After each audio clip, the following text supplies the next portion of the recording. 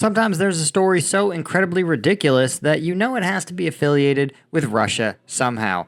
And we have the end of a multi year saga of a Russian combat whale. That's right. We're going to talk about what the hell Russia could have been doing with a beluga whale that ended up in Norway. Yeah, seriously, this is buckle up. This is just weird. All right. So this rest in power to a beloved Russian celebrity spy whale who was found dead off Norway. His name, Valdemir. It's the exact parody you think it is a beluga whale who appeared in 2019 wearing a harness that literally said it was from equipment from St. Petersburg. And it created speculation that this dolphin had escaped from a Russian military facility. There's a little bit more to it than that. See, this white beluga whale has been showing up off the coast of Norway since April 2019. And it was found wearing a harness and what appeared to be a mount for possibly a small camera, but no camera was found, and a buckle that read equipment St. Petersburg. This created, of course, a bunch of rumors. Well, there are more than that.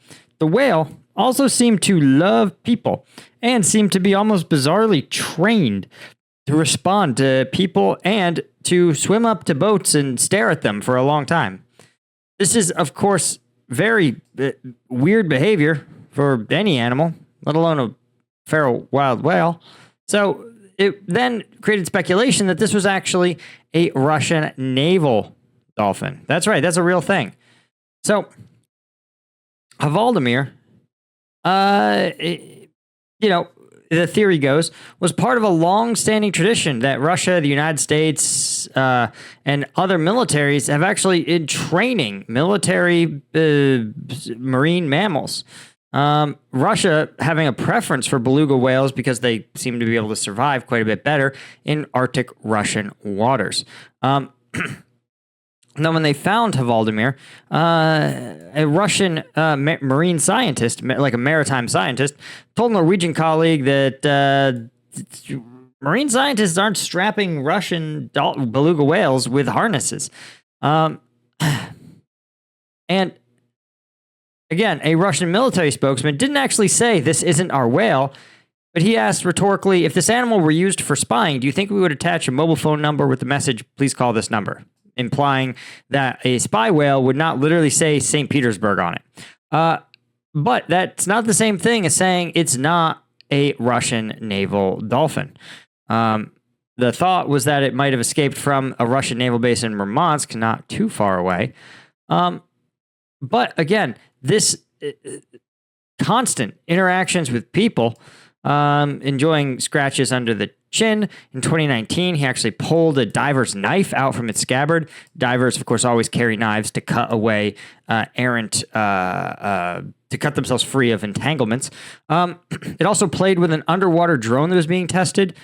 He was filmed taking a kayaker's GoPro, then retrieving it from the harbor floor and returning it. And earlier, he was playing with a wild herring gull, teasing it into dropping fish it had caught. It also played fetch with a rugby ball. So these kind of things are not something that you would figure out from the wild. And again, if it wasn't a military secret, whoever did train it would talk about it. So the question we're going to ask ourselves, why? And what were the Russians likely doing? And what really happened with Valdemir? Well, before we talk about that, of course, if you feel like you could use an attack dolphin to get things done, right? Maybe you don't need highly trained marine mammal. Maybe you just need a little more caffeine. That's why you need some Strike Gum. Strike Gum is the superior energy drink alternative, inspired by my time in Afghanistan when I had to carry around energy drinks in my cargo pocket. And if you've ever had a lukewarm energy drink on a 130-degree Afghan day, it really sticks with you. And so literally it's been a decade later, and I'm like, no, I refuse to let anyone else be subject to that. So I created the energy drink alternative. It's got all the caffeine of an energy drink, none of the sugar, 100 milligrams alpha GPC, natural caffeine, made in the USA, veteran owned. But the important thing is that you don't have to carry around a can. You don't have to have that gross carbonation feeling, and you keep your hands free, right? You really want to be on a combat patrol with somebody who's got an energy drink in one hand and their M4 in another? No, of course not. That's preposterous, right? You want somebody who has got both their hands free to do their job. So if you're one of those people, check out Strike Gum. Our Labor Day sale is going on, which means if you're in the U.S., free shipping on orders over $50. Here, I'll save you the math. Buy 2 of the 5-packs.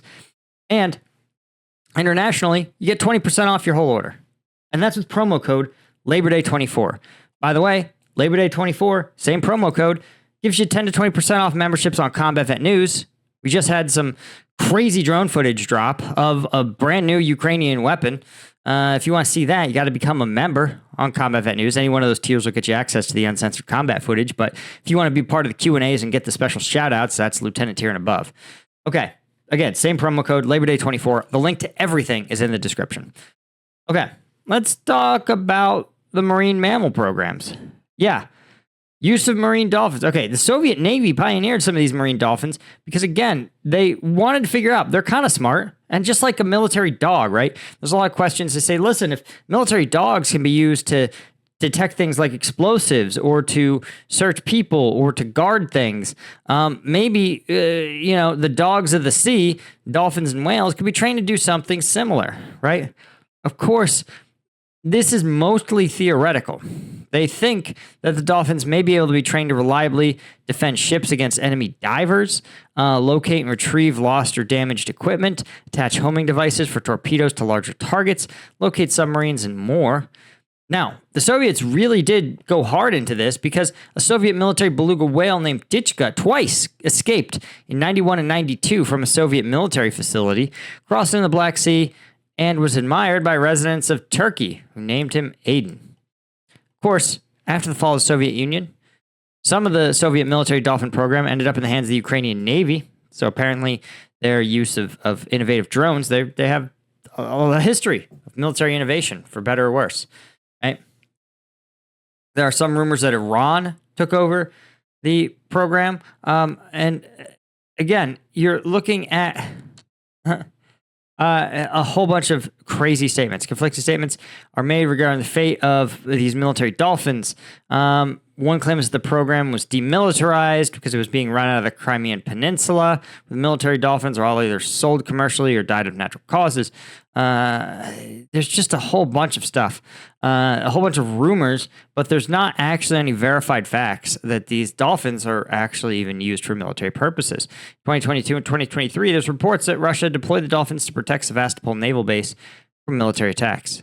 Now, one of the things that's interesting is the U.S. publicly acknowledges that it does have sea lions and dolphins under the U.S. Navy Marine Mammal Program.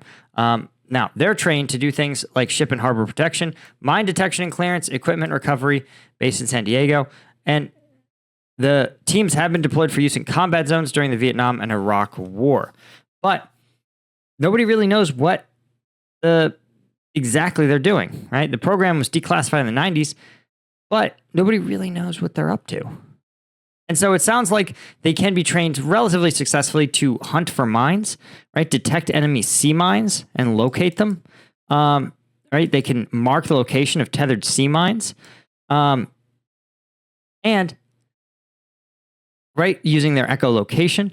Supposedly they detected more than 100 anti-ship mines and underwater booby traps during the Iraq invasion. You can also have them detect and recover objects that have been lost. In this case, we're attaching a recovery line to a piece of test equipment and training. There's also their ability to detect divers, right? This is something that it's rumored that the Israelis actually use them for, right? Hamas is known to use commercial scuba divers to facilitate military operations. And so having dolphins who can just detect them and be like, yo, someone's diving underneath your ship can be pretty useful. But here's the thing. There's a lot of... what was Russia doing with them? Well, I think chances are that the U.S. military program is very, very niche, right? Only about 75 total dolphins, right? So that means that they have a really narrow set of combat roles. And the Russian military likely was experimenting with these beluga whales for even narrower roles. That's my thinking. And they may have said, listen... especially if you're talking about a harness with a camera, they may have said, listen, let's see if we can get these whales to swim up to enemy vessels and just sort of stare at them and collect some data. But they may have realized that, hey, these whales, they're not that good at it. They're not that reliable. And so what they may have said is, listen, the program, they may have defunded the program, and they may have said, listen, just let them go. Just let these whales get out of here, right? So you've got a bunch of half-trained whales, right, that they're not actually spies. They're just sort of trainees that washed out. Right? Like those military dogs that are bad at detecting explosives because they're too friendly and they get sort of sent off to families. That's probably the beluga version of those. Either it's a whale that just was never quite was a little too friendly when it came to swimming up to people, or a whale that was just never going to have the ability to reliably perform these missions. Because again, when you're talking about detecting things, you don't want something that's a 50-50 split, right? You've got to have it be reliable enough to be worth the squeeze. So I think that's the case here. This almost certainly was some kind of military project, but it was probably about 4 levels below the point where they were ready for prime time to do actual intelligence work.